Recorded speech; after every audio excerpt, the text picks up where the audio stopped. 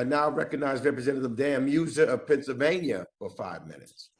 Thanks very much, Chairman. I appreciate it. And thanks to Ranking Member McCall. Folks, thanks for being here with us. So a lot of us know these staggering numbers. Just in the last year alone, 684,000 individuals left their countries from the Northern Triangle and illegally entered the United States. That doesn't count the so-called gotaways. Rates of irregular migration have surged during the Biden administration.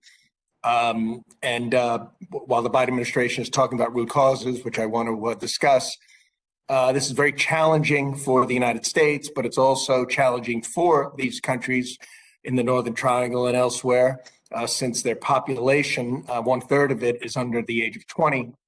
This exodus of working age people creates a cycle of irregular migration and will be the root cause of persistent instability and economic stagnation if it is not addressed. So we need to get our border under control because it's completely out of control for our sake, and stop encouraging this long, dangerous, and costly journey because of what I believe is a reckless and completely disorderly border policy. And the numbers certainly make my statement correct. Last December, let's put it this way, December of 2020, there were 32,000 illegal immigrants crossing the border. December of 21, there were 174,000. November, same numbers, 33K in 2020 and 178,000 in November 21. So my first question is to Assistant Secretary of State Nichols. Is there a plan to mitigate this situation, correct it?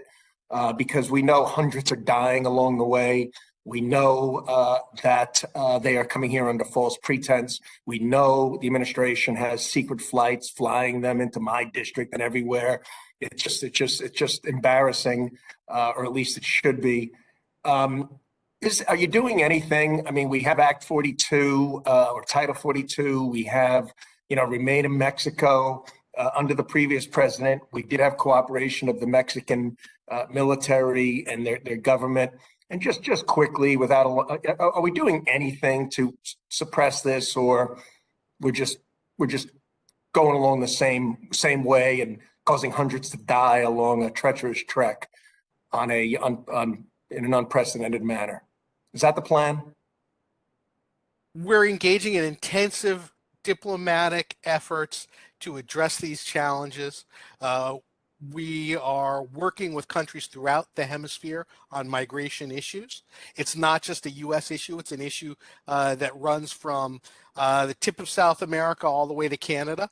I had the pleasure of joining Secretary Blinken for a migration ministerial in Colombia in October. Why was it 1/6 as much 13 months ago? Well, right now we're seeing things like what's going on in Nicaragua, where the Ortega Murillo regime has been dismantling all of the. You think it's going to be minimized? You think it's going to start reducing anytime soon? We didn't get into where we are overnight. It's not going to get resolved overnight. It's true. We got into it 13 months ago. Yeah. No, we got it. This is years and years in the making. It's not 13 months in the making. All right, if we don't want to face the problem accurately and pretend it's not there, I don't know how we're going to fix it. Let's then talk about the root causes. You have a plan, okay? Because there are economic plans that could create tax incentives and other investment opportunities in the Northern Triangle and elsewhere that could encourage products, for instance, being made in Eastern Asia and brought to Central America. There's a lot of things that can be done as opposed to just handing over $4 billion of the taxpayers' money, as I read as your only plan. Is there actually a plan for root causes, and can we see it? For a solution, root solutions. Do we have root solutions? Yes, as I said earlier, Vice President's call to action has already generated $1.2 billion in investment for the Northern Triangle in Central America. Thousands of jobs have already been created there. We'll have trade missions to Honduras and Guatemala coming up in the next couple of months, depending on the ability to travel with the Omicron variant. We're working with small businesses around the hemisphere using USAID funds. We have security programs to address the community violence challenges. We're working on issues like Thanks. I'm out of climate time. change.